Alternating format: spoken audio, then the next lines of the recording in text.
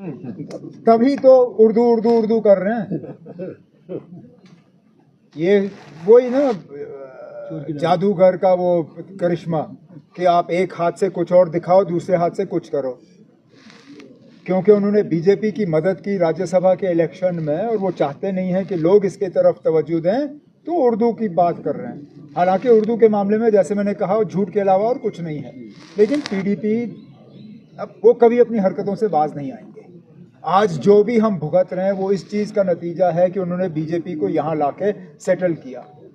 आज भी वो अंदरूनी तौर उनकी मदद कर रहे हैं। सर, लास्ट क्वेश्चन, आपने को सच और झूठ में जो है फर्क नजर नहीं आता।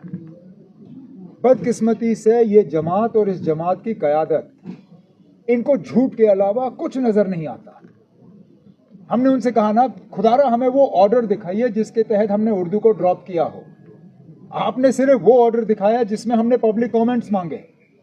पब्लिक कमेंट्स और ड्रॉपेज में आपको फर्क नजर नहीं आता। वो छोटी लड़की है लेकिन पढ़ी लिखी है। अब क्या मुझे और ज्यादा उनको पढ़ाना पड़ेगा, ट्यूशन देना पड़ेगा? There is a difference between asking for public comments and dropping a subject. Droppage की फाइल आज भी मेरे टेबल पे है, मैंने उसको मंजूरी नहीं दी है। मैं फाइल का नंबर दे सकता हूं जिस फाइल के तहत ये प्रपोज किया गया है, मैं उससे इनकार नहीं करता हूं। डिपार्टमेंट की तरफ से प्रपोजल आया है, उस प्रपोजल को मैंने मंजूरी नहीं दी है, ना देने का कोई इरादा है। लेकिन पब्लिक कमेंट्स मांगना ये हमारी जिम्मेदारी बनती है। We are an elected government, we have to take feedback from the people. हमने पब्लिक कमेंट्स के लिए ऑर्डर जारी किया। उस ऑर्डर के बुनियाद पे जिन लोगों के पास और कुछ बेचने के लिए है, लोगों में नहीं, वो झूठ की बुनियाद पे अपनी सियासत जो है आगे चला रहे हैं। मैं आज भी उनको चैलेंज करता हूँ, ड्रॉपेज का ऑर्डर पेश करें।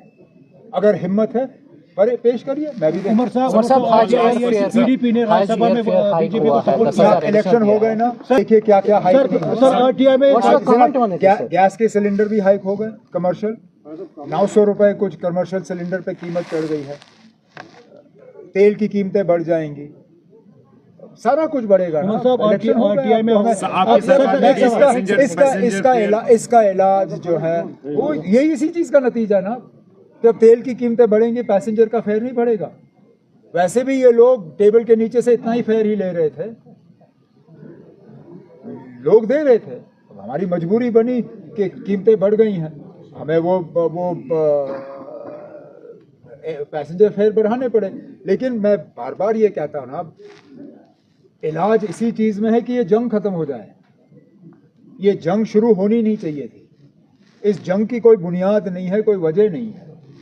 अब जितनी जल्दी अमेरिका को अकल आए, इजराइल को तो अकल आनी नहीं है, उनमें शायद अकल है ही नहीं। चलिए इजराइल को छोड़ दीजिए, अमेरिका को कम से कम अकल आए, वो जंग रोके और ये तेल की कीमतें कम हो जाएं, हमें भी थोड़ा सा एक आराम मिलेगा। Last one.